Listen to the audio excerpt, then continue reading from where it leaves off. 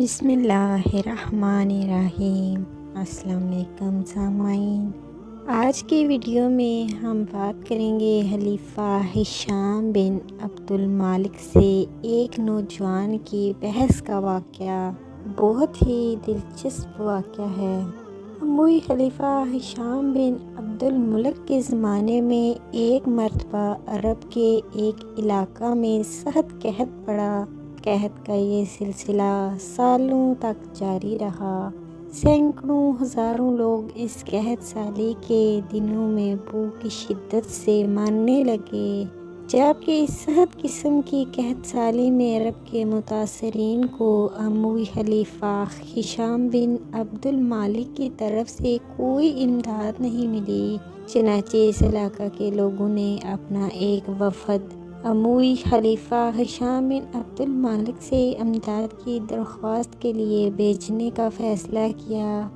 اس وفد میں ایک نوجوان دروس بن خبیب بھی تھا۔ یہ بڑا بے باک نوجوان تھا۔ چنانچہ وفد خلیفہ کی طرف روانہ ہو گیا اور دمشق پہنچتے ہی خلیفہ ہشام کے سامنے پیش ہوا تو ان میں سے کسی ایک کی بھی جرأت خلیفہ سے بات کرنے کی نہیں ہوئی۔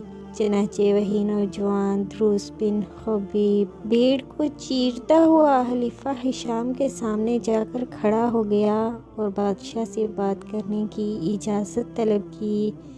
اس کی شخصیت میں بہت جاذبیت تھی، جو دیکھتا تھا متاثر ہوتا تھا، اس لیے بادشاہ بھی اس کی طرف متوجہ ہوا۔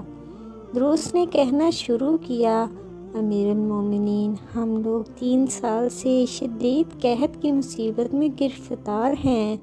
اللہ کا عذاب ہم پر قحط کی صورت میں ٹوٹ پڑا ہے۔ ہمارے جانور مر رہے ہیں۔ حالت یہ ہے کہ پہلے سال ہمارے جسموں کی چربی گھلی، دوسرے سال گوشت پگھلا اور اب جبکہ یہ تیسرا سال چل رہا ہے، ہماری ہڈیوں کی باری آ چکی ہے۔ ہم لوگ یہاں اس لیے آئے ہیں کہ ہم نے سنا ہے کہ آپ کے خزانے میں بہت مال و دولت جمع ہے۔ اس دولت کی صرف 3 ہی صورتیں ہو سکتی ہیں، ایک یہ کہ اللہ تعالیٰ کی ملکیت ہو، دوسری یہ کہ عوام کی ملکیت ہو اور تیسری یہ کہ آپ کی ذاتی ملکیت ہو۔ اگر یہ اللہ تعالیٰ کی ملکیت ہے تو جناب کا اس کو دانتوں سے پکڑ کر رکھنا سمجھ میں نہیں آتا، اور اگر یہ مال عام لوگوں کی ملکیت ہے تو اس کے خرچ کیے جانے کے لیے سب سے پہلے وہی حقدار ہیں، اور یہ دولت اگر سب آپ کی ذاتی ملکیت ہے تو ایسے نازک وقت میں جب لوگ قحط اور فاقوں سے مر رہے ہیں، اللہ تعالیٰ کی خوشنودی اور حکم کے مطابق اس کو خیرات و زکوٰۃ کے طور پر خرچ کرنے کا اس سے اچھا وقت نہیں ملے گا۔ اس کے باعث حضور والا کو اجر عظیم اور ثواب دارین حاصل ہوگا اور آپ کے مال میں خیر و برکت ہوگی۔ دروس بن خبیب کی یہ فکریں ایسے چست اور دانشمندانہ تھے کہ ہشام بن عبد الملک دنگ رہ گیا۔ نوجوان کی ایسی بے باکانہ جرأت مندانہ باتوں پر یہ بھی اندیشہ تھا کہ امیر المومنین کا عتاب نازل ہو جائے اور اس کا سر تن سے جدا کر دیا جائے، لیکن اس بات سے ڈرا نہیں۔ ہشام بن عبد الملک حالانکہ بڑا عظمت و جلال والا خلیفہ تھا، مگر اس نوجوان کی پکڑ ایسی تھی کہ وہ اسے بچ کر نہیں نکل سکتا تھا۔ نوجوان کی بات نے اس کے دل پر گہرا اثر کیا۔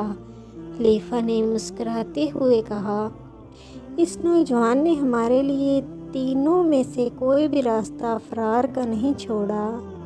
خازن اس وفد کو 10,000 دینار قحط زدہ علاقہ میں تقسیم کرنے کے لیے دے دیں اور اس کے ساتھ 1,000 دینار تنہا اس نوجوان کو دے دیے جائیں۔